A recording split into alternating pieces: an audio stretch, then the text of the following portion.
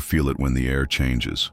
It's not just the temperature, it's the density, the smell of something that doesn't want to be named. That's exactly what I noticed when I stepped into the abandoned Karuizawa residential complex, a small town, nestled in the Japanese mountains where silence seems to weigh tons and shadows move when you're not looking.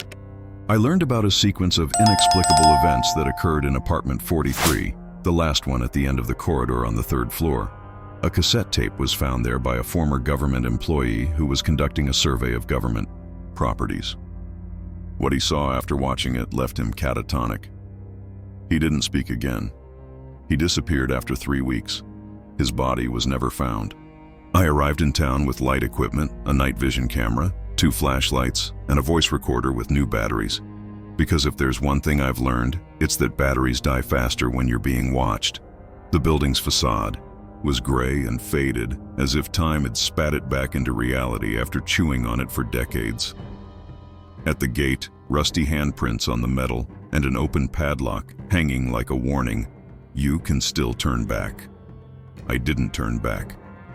The entrance hall had a smell of mold and ammonia, like someone had cleaned a corpse there recently. And when I reached the stairs, I noticed that all the steps, except those leading to the 3rd floor, were covered in thick dust. It was as if no one dared to go up there, or as if something came down at night and left the rest untouched. The 3rd floor corridor was colder. No window, no wind, just cold. Like the concrete was sucking the heat out of my body. And then I saw it. Apartment 43. The door was dark wood, cracked at the edges, and on it, a word written with something dark brown between dry stains and scratches. FURU. In archaic Japanese, this can mean to decompose or to rot. I swallowed. Hard. I entered. The floor creaked even without stepping. The atmosphere was dense, the air thicker, as if each breath brought a part of the environment inside me. In the corner of the room, an old CRT TV with a tape already inserted. I just pressed play. The image was shaky, grainy, a home video.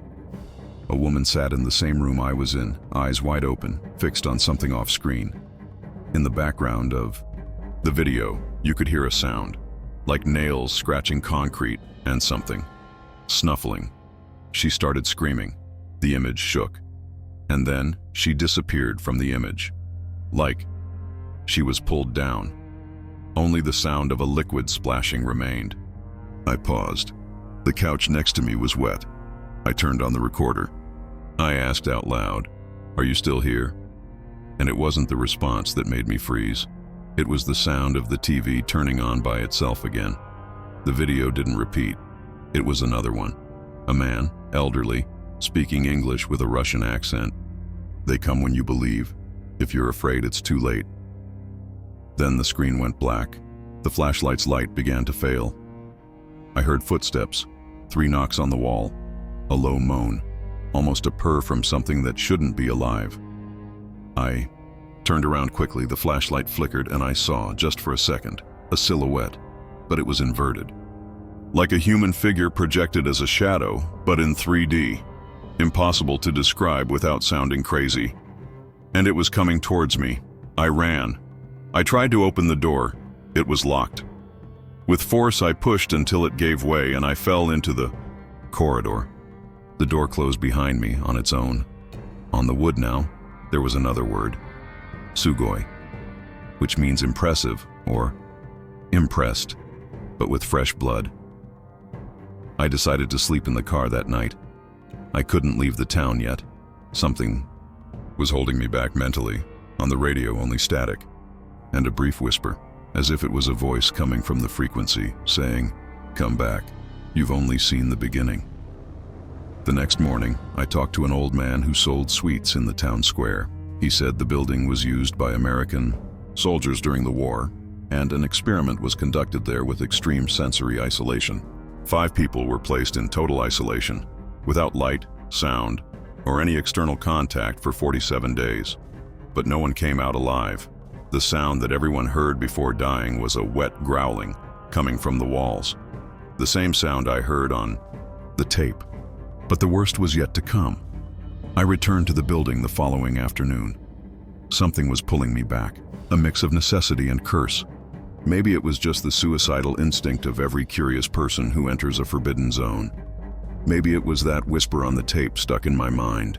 But when I went up to the third floor again, apartment 43 was, with the door open. That didn't make sense.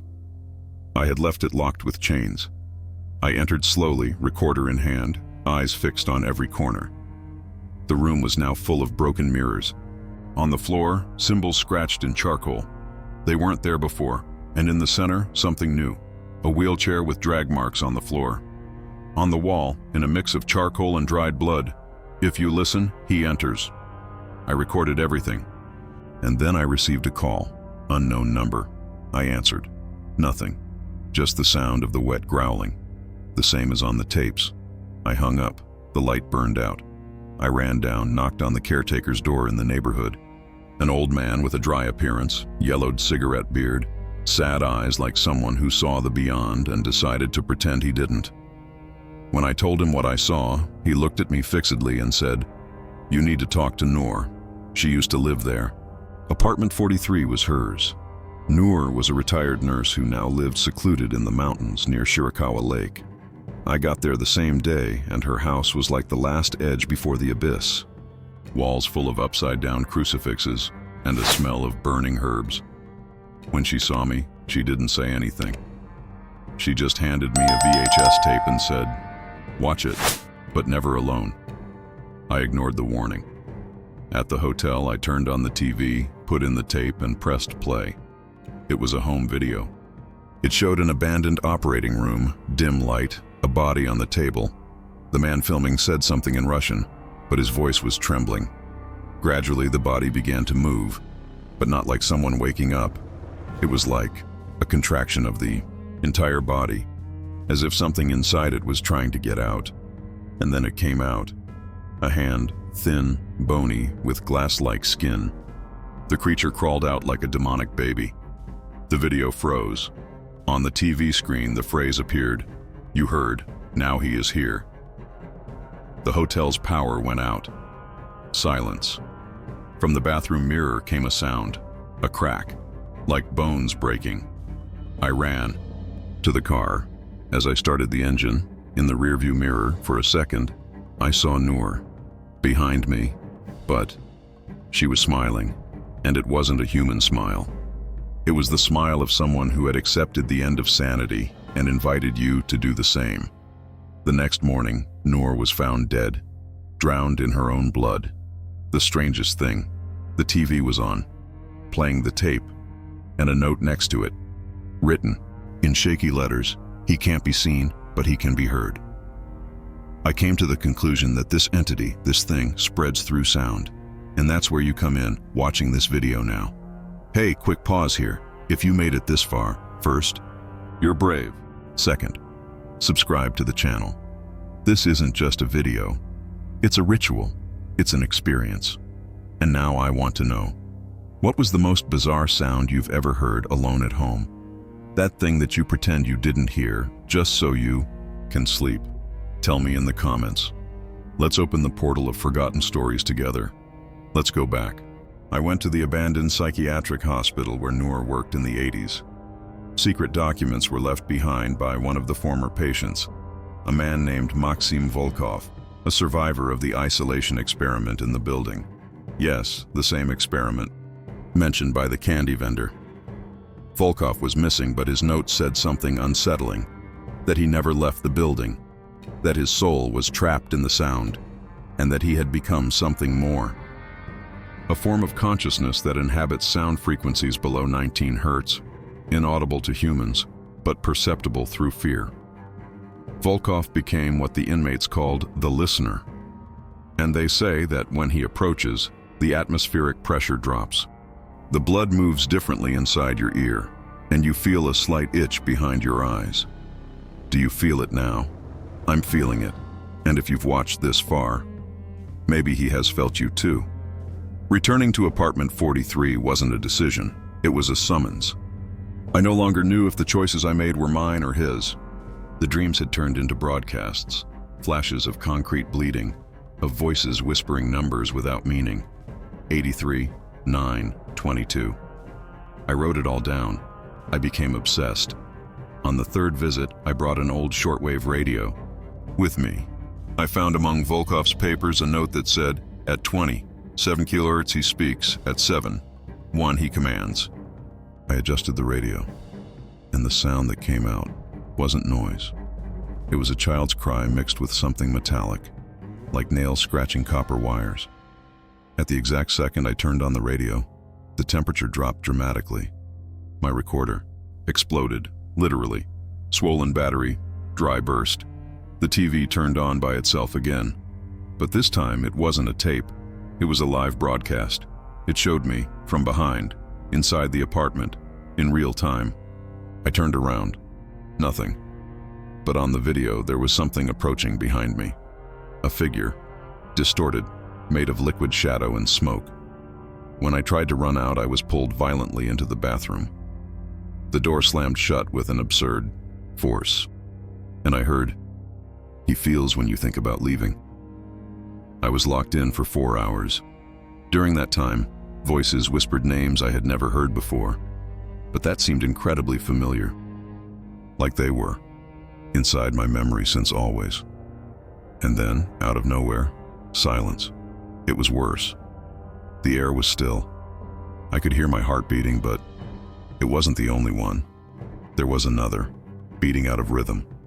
Faster, closer, coming from inside the sink drain. Suddenly, a black liquid gushed out, fetid. It rose to the mirror and formed a silhouette with long, bony fingers. The creature had no face, but its eyeless gaze burned. I fled. When I left, the building's corridor wasn't the same. It had changed completely. It was alive. The walls were breathing, pulsating like flesh. And from one of the locked doors, I heard screams from someone alive, still there, trapped. Romero, a Colombian artist who stayed in the city 7 years ago to study Japanese ritual painting, missing since then. His weak voice begged, "Don't listen, just write. Write his name and burn it." I asked for the name. He replied, "I can't. He hears." I did what I could. I wrote down loose phrases he screamed, and I fled down the fire escape. When I left the building, my nose was bleeding, my ears were ringing like I had dived too deep. And on the asphalt in front of the door, someone had written, "You now carry the channel." The channel. Not the video channel, but a channel between dimensions, between frequencies. I talked to a woman who lived on the outskirts. She didn't want to show her face, but she told me that her sister died inside, and that before dying she left a notebook. Pages full of symbols, disturbing drawings, and a phrase repeated 78 times. The listening is the ritual. At the end of the notebook, a seal of paper stuck with dried blood. When I unstuck it, behind it was something that looked like instructions for a kind of banishment ritual, but with a price. The person who performs it needs to erase all sounds of their own body. This includes their own voice. And that's why I'm here now, telling you all this. Because if I do the ritual, I'll never be able to speak again, nor scream, nor ask for help. And if you made it this far, take a deep breath with me. Not because it will get better, but because maybe this will be the last time you can breathe, without someone or something repeating along with you. So before I attempt the ritual, subscribe to the channel. This isn't just entertainment, it's shared survival. Help me hold this current, and if you want to interact, do this. Leave in the comments a phrase that you think would protect someone from this kind of presence. Invent, create a mantra. Let's see if together we can form a symbolic protection network. But be careful, don't write his name. Never the name. The ritual. That damned ritual that promised to banish the entity, or at least trap it in some inaccessible frequency. I woke up with my heart beating erratically, my hands trembling. Noor's tape, Volkov's notes, the woman's notebook. It all weighed on me. It was now or never. I prepared the space according to the instructions. A circle of salt mixed with charcoal, black candles made from beeswax mixed with myrrh oil, and an old hourglass that I found at the local antique market. Every detail mattered. No voice, no sound, no sigh. Just precise movements. I started writing the phrase that Noor left me, repeated in the notebook. I silence my world so that you no longer sing. With each word, I felt my lips hardening, my throat tightening. A pressure built up in my chest, like something was trying to rip my soul apart in small pieces. The silence was absolute, but from the silence emerged a sound that seemed to come from inside my head, a growing buzz, a whispered voice that said, "You can't silence me." The darkness in the room began to take shape. The shadows danced and gained volume, a black mass that seemed made of dense smoke. And then I felt a blow to the back of my neck, a pain so intense that it made me fall to the floor. That's when I heard what I never thought I'd hear, the sound of my own voice, but distorted, like it had come from a black hole, an echo from the depths of hell. I got up with difficulty and looked in the mirror. My image was shaking, and behind it, there was something more. A figure, a reflection that wasn't mine. The eyes were empty, shining with a cold, icy light. It was him, the listener. He spoke for the first time, not to me, but through me. The voice was multiple, a superposition of voices, a cacophony that invaded me like an avalanche of sound. You tried to silence the frequency. Now you'll listen forever. I collapsed to the floor, but there were no tears, just an immense emptiness. Everything around me began to blur, like the world was being distorted by a lens. In that instant, I heard the screams. They were the former residents of the building, or rather, their remains trapped in that damned frequency. Screams of agony, of despair, of those consumed by that sound. The room filled with them, and I couldn't cover my ears, because there was no longer a sound I could control. I became part of the curse. The hourglass fell, and the sand escaped. The ritual ended, or began. I tried to get up, but I couldn't speak, couldn't move my lips. I was trapped in an eternal silence, watching that entity materialize completely. It wasn't shadow, nor smoke. It was a solid form, a creature made of the worst human fear. The fear of not being heard, of being forgotten, of being silenced forever. The listener looked at me and whispered, with a voice that shouldn't exist, "Now you are a channel, not just for me, but for all of them." Night fell completely. Outside, the city remained oblivious to the horror unfolding in apartment 43. But inside, the cycle didn't end. I became part of the ritual, part of the sound that couldn't be erased. We've almost reached the end of this dark journey. If you're still here, thank you for listening to what few dare to hear. And look, subscribing to the channel isn't just a request. It's an open door for you to be part of this network. Subscribe to the channel, yes, but in a different way, like welcoming a family of the curious, of seekers, of the brave who aren't afraid of the dark, because they know that together we can face any shadow. And please, share your story. Tell us what you've experienced that's on the edge of the supernatural, the inexplicable. Share your experiences with this growing community that comes together, not to play with fear, but to understand it, to respect it, and who knows, to overcome it. Did you like the video? What did you learn from it? What struck you? I want to read everything because each account is a cry that helps maintain the balance between the world of the living and the silence that screams inside. Here's a big hug for you, strong, welcoming, and full of courage. Until the next ritual.